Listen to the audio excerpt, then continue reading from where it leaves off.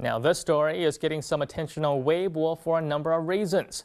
Firstly, it involves not just a Chinese man, but an 84-year-old Chinese man getting into a tussle with policemen in New York. The New York Post says the encounter left him bleeding. Secondly, it all began because he was apparently jaywalking, which police asked him to stop.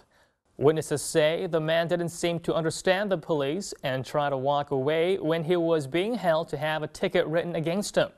When the police tried to pull him back, he began to struggle and ended up pushing one of the officers, which then got others involved. It left him bleeding with cuts to his face.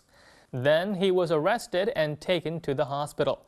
Ultimately, he was charged with jaywalking as well as resisting arrest, obstructing governmental administration, and disorderly conduct. And now let's take a look at what microbloggers had to say about this incident. So people from New York don't like jaywalking? Why just arrest an old Chinese man?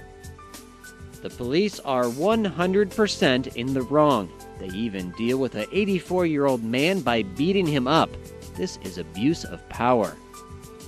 What were his children thinking? Why keep an old man in the USA if he can't understand English? Is this really enjoying life or suffering? No matter what, an 84-year-old man shouldn't be beaten.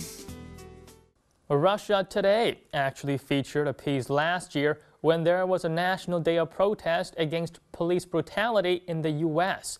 It involved at least a dozen cities, and the organizers of protests said that thousands of people have been killed in crackdowns over the previous 2 decades. However, according to the protesters, the police weren't being held accountable. They've also documented cases which they call the Stolen Lives Project, which is about lives that has been affected by the police's brutal suppression of protests. Now, these protests themselves went varyingly throughout the country. Some were peaceful, while others, like the ones in Seattle, saw some clashes. Demonstrators there burned flags, and then police apparently had to disperse protesters and other groups of people who were taking advantage of the situation.